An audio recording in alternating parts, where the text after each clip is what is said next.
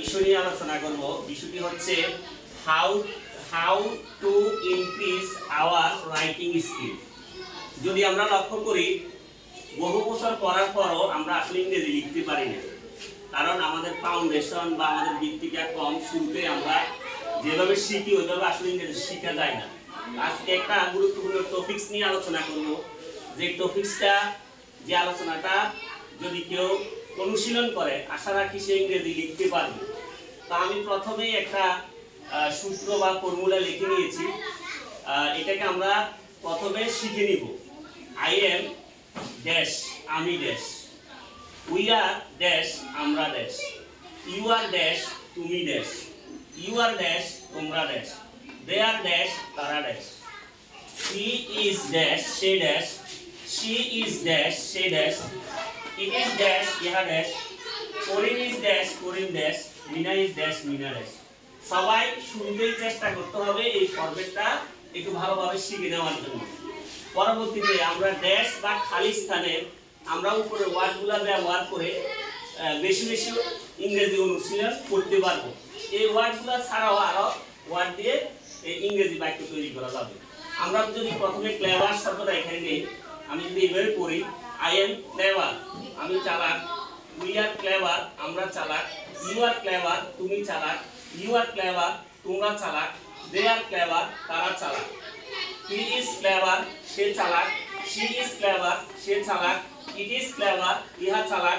Karim is clever, করিম চালাক। Mina is clever, Mina চালাক। তাহলে এখানে 10টা বাক্য হয়ে গেল। আমরা যদি রিচ শব্দটাকে শূন্যস্থানে নিয়ে আসি, ড্যাশের জায়গায় নিয়ে আসি, তাহলে অর্থটা পরিবর্তন হবে। আমরা আরো 10টা বাক্য অনুশীলন করতে পারবো।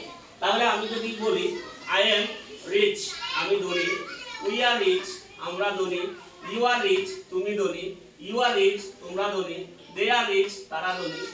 হি ইজ রিচ, সে ধনী। শি ইজ রিচ, সে ধনী। ইট ইজ রিচ, ইহা ধনী। করিম ইজ রিচ, করিম ধনী। মিনা ইজ রিচ, মিনা ধনী। তাহলে হয়ে গেল আমাদের 20টা বাক্য। আমরা যদি এখান থেকে বিজি শব্দটা নিয়ে আসি এই শূন্যস্থানে বা ড্যাশের জায়গায়, তাহলে আমরা আরো 10টা বাক্য অনুশীলন করতে পারবো। আই এম বিজি, আমি ব্যস্ত। উই আর বিজি, আমরা ব্যস্ত। ইউ আর বিজি, তুমি ব্যস্ত। ইউ আর বিজি, তোমরা ব্যস্ত। দে আর বিজি, তারা ব্যস্ত। হি ইজ বিজি, সে ব্যস্ত। শি ইজ বিজি, সে ব্যস্ত।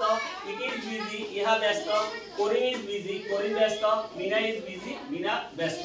আমরা 30টা বাক্য অল্প সময়ের মধ্যে বলে ফেললাম।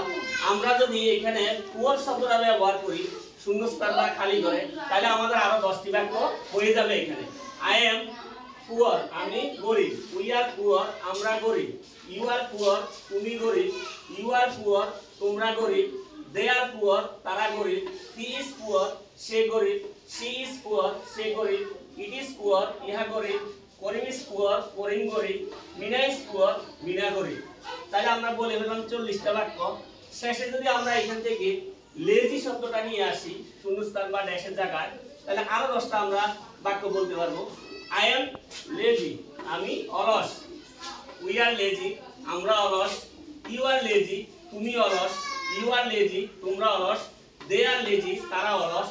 হি ইজ লেজি, সে অলস। শি ইজ লেজি, সে অলস। ইট ইজ লেজি, ইহা অলস। করিম ইজ লেজি, করিম অলস। মিনা ইজ লেজি, মিনা অলস। আমরা অল্প সময়ের মধ্যে প্রায় 50টা বাক্য বলে ফেললাম। দুঃখজনক হলো সত্য যে দীর্ঘদিন ইংরেজি পড়ার পরও আমাদেরকে যদি বলা হয় 5, 7, 8, 10টা বাক্য লেখার জন্য, আমরা লিখতে পারি না, আমাদের রাইটিং স্কিল নেই। তাহলে আমরা চেষ্টা করব এভাবে ইংরেজি অনুশীলন করে আমাদের রাইটিং দক্ষতা বাড়ানোর জন্য। ধন্যবাদ সবাইকে।